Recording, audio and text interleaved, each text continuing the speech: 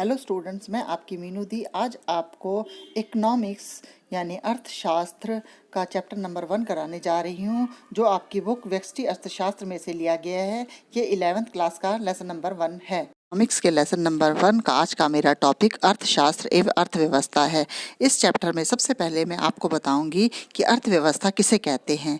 जैसे कि हम जानते हैं कि हम लोग भिन्न भिन्न आर्थिक क्रियाएं करते हैं अपना जीवन यापन करने के लिए। जैसे कि अध्यापक स्कूल जाते हैं, डॉक्टर अस्पताल जाते हैं। वो ऐसा क्यों करते हैं? वो इसलिए करते हैं ताकि अपना जीवन यापन अच्छी तरह से चला सके। इसी प्रकार किसान खेतों में काम करता है और उद्योगपति उद्योगों में भिन्न भिन्न वस्तुओं सेवाओं का निर्माण करता है। इस तरह एक क्षेत्र में रहने वाले लोगों द्वारा की गई आर्थिक क्रियाओं के प्राकृतिक का स्तर एक व्यवस्था को दर्शाता है, जिसके द्वारा इस क्षेत्र में रहने वाले लोग अपनी जीविका अर्जित करते हैं। इसी व्यवस्था को अर्थव्यवस्था कहा जाता है। अगर दूसरे शब्दों में कहा जाए कि अर्थव्यवस्था उस व्यवस्था को कहते हैं जिसके द्वारा एक क्षेत्र के लोग अपनी आजीविका अर्जित करते हैं। अर्थात व्यक्ति जहाँ रहता है वहाँ अपने जीवन यापन करने के लिए जिस जिस प्रकार की क्रियाएं करता है वह जिस क्षेत्र में करता है वह क्षेत्र उसका अर्थव्यवस्था कहलाता है। अब हमारा दूसरा टॉपिक है अर्थशास्त्र। अर्थशास्त्र का विषय वस्तु क्या है? मानव की आर्थिक समस्याओं से संबंधित है। जैसा कि आप जानते हैं कि मानव को कई आर्थिक समस्याओं का सामना करना पड़ता, और ये समस्याओं का सामना क्यों करना पड़ता है? क्योंकि उसके पास उसकी आवश्यकताओं की तुलना में उसके साधन क्या है? दुर्लभ अर्थात सीमित है। चाहे धरती पर सबसे धनी व्यक्ति हो, सभी को खरीदने के लिए पर्याप्त साधन नहीं होंगे जिसे वह एक समय एक बिंदु पर खरीदना चाहता है। आवश्यकताएं सदैव साधनों से अधिक होती हैं। नंबर 2, साधनों के वैकल्पिक प्रयोग होते हैं। 100 रुपये के नोट से एक व्यक्ति या तो अपनी बीमार माता के लिए दवाई ला सकता है या फिल्म का टिकट ले सकता है। अर्थात उसे कुछ ना कुछ चुनना पड़ता है और कुछ ना कुछ छोड़ना पड़ता है। नंबर 3, धनी या निर्धन हम सभी व्यक्तियों को आर्थिक समस्याओं का सामना करना पड़ता है, या तो उपभोक्ता के रूप में या उत्पादक के रूप में। दोनों के रूप में हमें कहीं ना कहीं पे किसी न किसी आर्थिक समस्या का सामना करना पड़ता है। नंबर 4, उत्पादक उपभोक्ता के रूप में प्रत्येक गृहस्थ परिवार को चयन की समस्याओं का करना पड़ता है। उसको ये करना पड़ता है क्या खरीदे क्या नहीं खरीदे। गृहस्थों को भी इन्हीं समस्याओं का सामना करना पड़ता है। वो एक गृहस्थ ये सोचता है कि उसके कम से कम पैसों में उसका अधिकतम से अधिकतम सारी ज़रूरतें पूरी हो जाए। उत्पादक के रूप में भी प्रत्येक उद्यमी को चयन की समस्याओं का सामना करना पड़ता है। वो ये सोचता है कि उसके साधन हैं, उन दिए गए साधनों में क्या उत्पादन किया जाए और क्या ना किया जाए, सब, और उस जो वो उत्पादन करता है उसे अधिकतम लाभ भी हो। इस तरह एक चाहे वह उपभोक्ता हो या उत्पादक हो, उसे चयन की समस्या का सामना करना पड़ता है। उपभोक्ताओं तथा उत्पादकों के प्रत्येक देश की सरकार के सामने भी चयन की समस्या का सामना करना पड़ता है। हर देश को हर सरकार को चयन की समस्याओं का सामना करना पड़ता है, क्योंकि किसी भी देश या उसके पास पर्याप्त रूप से साधन नहीं होते हैं। तो ये था अर्थशास्त्र जो है चयन की समस्या से संबंधित एक टॉपिक है, जिसमें बताया जाता है कि किस प्रकार से हम अपनी आवश्यकताओं को कम पैसे में पूरा कर सकते हैं और किन आवश्यकताओं को चुन सकते हैं और किन आवश्यकताओं को छोड़ सकते हैं। अब हमारा अर्थशास्त्र में 2 तरह का होता है, व्यष्टि अर्थशास्त्र और समष्टि अर्थशास्त्र। नंबर 1, व्यष्टि अर्थशास्त्र। व्यष्टि अर्थशास्त्र का अर्थ है छोटा। इसमें छोटी छोटी इकाइयों के आर्थिक मुद्दों का अध्ययन किया जाता है। जैसे एक व्यक्ति, एक व्यक्तिगत उपभोक्ता, एक व्यक्तिगत उत्पादक, एक व्यक्तिगत फर्म, एक व्यक्तिगत उद्योग या एक व्यक्तिगत बाजार। व्यष्टि अर्थशास्त्र में उपभोक्ता बहुत ज़्यादा महत्वपूर्ण होता है। उसका सामना किससे करना पड़ता है? चयन की समस्याओं से। और वो अपने विवेक से, यानी अपने उसे विवेक से सही चीज़ों का चयन करता है। तो व्यष्टि अर्थशास्त्र में हम उपभोक्ता के व्यवहार से संबंधित आधारभूत सिद्धांतों की खोज करते हैं। अब व्यष्टि अर्थशास्त्र के 3 महत्वपूर्ण घटक हैं। नंबर 1, उपभोक्ता व्यवहार सिद्धांत या मांग का सिद्धांत।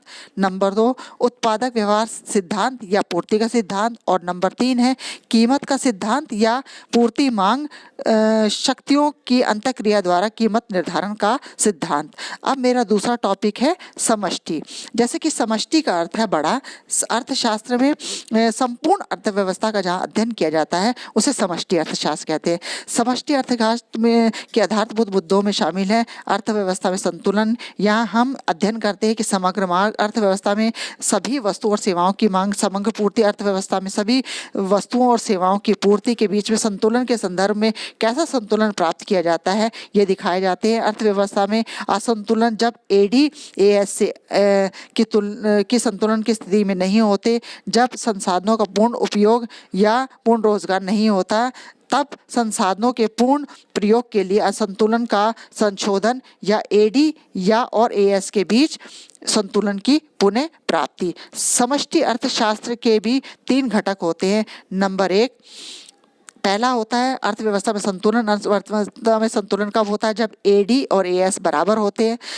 नंबर 2 अर्थव्यवस्था में असंतुलन संबंधी जब एडी एएस से ज़्यादा होता है तब, या एडी एएस से कम होता है। नंबर 3 अर्थव्यवस्था में असंतुलन में संशोधन संबंधी सिद्धांत। नंबर 1 मौद्रिक नीति हम अपनाते हैं, नंबर 2 राजकोषीय नीति अपनाते हैं, और नंबर 3 विनिमय दर नीति। तो ये थे हमारे समष्टि अर्थशास्त्र के 3 महत्वपूर्ण घटक। अब मैं आपको बताऊंगी कि वास्तविक अर्थशास्त्र किसे कहते हैं। वास्तविक अर्थशास्त्र भूत वर्तमान और भविष्य के आर्थिक मुद्दों से संबंधित है। यह उन आर्थिक स्थितियों से संबंधित है जिनका तथ्यों तथा आंकड़ों द्वारा अध्ययन किया जाता है। इसमें निम्नलिखित चीज़ों का अध्ययन किया जाता है, जैसे कि स्वतंत्रता प्राप्ति के समय भारत में गरीबी से प्रभावित जनसंख्या का प्रतिशत आज की तुलना में अधिक था। यह कथन भूतकाल से संबंधित है। नंबर 2 भारत की 22% जनसंख्या निरपेक्ष रूप से गरीबी रेखा से नीचे है। ये वर्तमान से संबंधित है। नंबर 3 यदि भारत की जनसंख्या वर्तमान दर से बढ़ रही है तो वर्ष 2020 में गरीबी से नीचे रहने वाले लोगों की संख्या का प्रतिशत 22% से अधिक होगा। ये कथन भविष्य से संबंधित है। तो इस प्रकार जो हमारा वास्तविक कथनों की विशेषता क्या है, वास्तविक अर्थशास्त्र की निम्नलिखित विशेषताएं, ये कथन आर्थिक समस्याओं की प्रकृति तथा सीमा पर प्रकाश डालते हैं अथवा मनुष्यों के भूत वर्तमान और भविष्य से संबंधित आर्थिक व्यवहारों का विश्लेषण करते हैं। नंबर 2 ये कथन भूत वर्तमान और भविष्य संबंधित आंकड़ों तथा तथ्यों पर आधारित होते हैं। नंबर 3 इन कथनों की सत्यता की जांच की जा सकती है, अर्थात तथ्यों और आंकड़ों को जांचा जा सकता है। अब मैं आपको बताऊंगी आदर्शात्मक अर्थशास्त्र में क्या होना चाहिए, इसका अध्ययन किया जाता है। यह आर्थिक मुद्दों तथा आर्थिक समस्याओं पर अर्थशास्त्रियों के विचारों से संबंधित है। विभिन्न अर्थशास्त्री किसी आर्थिक समस्या के समाधान के लिए विभिन्न उपाय तथा विचार प्रस्तुत करते हैं और इनके विचारों में कथन मूल्यांकन निहित होता है। आदर्शात्मक कथनों की विशेषताएं निम्नलिखित हैं। इसमें नंबर 1 इसमें कथन मूल्यांकन निहित होता है। नंबर 2 कथनों के कारण विवाद एवं बहस होती है। नंबर 3 ये कथन केवल विचार दर्शाते हैं, इसलिए इनकी सत्यता की जांच नहीं की जा सकती। नंबर 4 ये कथन ये दर्शाते हैं कि किसी भी आर्थिक समस्या का उपाय क्या होना चाहिए। इसके बाद मैं आपको बताऊंगी कि अर्थव्यवस्था के कितने प्रकार होते हैं। देखिए, एक देश में आर्थिक क्रियाएं उत्पादन, उपभोग, निवेश और विनिमय की क्रियाएं होती रहती है, उस देश के सरकार द्वारा नियमित की जाती है, परंतु नियंत्रण का स्तर विभिन्न राष्ट्रों में भिन्न भिन्न होता है। जैसे चीन, रूस, उत्तरी कोरिया में नियंत्रण का स्तर बहुत ऊंचा है। ऐसी अर्थव्यवस्था जिनकी आर्थिक क्रियाओं में नियंत्रण स्तर बहुत ऊंचा है वो नियंत्रित अर्थव्यवस्थाएं अथवा केंद्रीकृत नियोजित अर्थव्यवस्थाएं कहलाती है। दूसरी अर्थव्यवस्थाएं ऐसी जिसमें नियंत्रण का स्तर नाम मात्र यानी बहुत कम होता है, ऐसी अर्थव्यवस्थाओं को स्वतंत्र अर्थव्यवस्थाएं अथवा बाजार अर्थव्यवस्था कहते हैं, जैसे यूएसए और यूके में है। तीसरी अर्थव्यवस्था जिसमें नियंत्रण का स्तर साधारण, ना तो बहुत अधिक और ना ही बहुत कम होता है, ऐसी अर्थव्यवस्थाओं को मिश्रित अर्थव्यवस्था कहते हैं, जो कि भारत में है। तो इस प्रकार अर्थव्यवस्था 3 प्रकार की होती है। नंबर 1 केंद्रीय नियोजित अर्थव्यवस्था, नंबर 2 स्वतंत्र अर्थव्यवस्था जिसे पूंजीवादी अर्थव्यवस्था, बाजार अर्थव्यवस्था भी कहा जाता है, नंबर 3 मिश्रित अर्थव्यवस्था जो भारत में पाई जाती थी। तो ये था मेरा आज का पहला इकोनॉमिक्स का चैप्टर। आपको कैसा लगा? अगर आपको पसंद आया तो आप इसको लाइक और सब्सक्राइब जरूर कीजिएगा। धन्यवाद।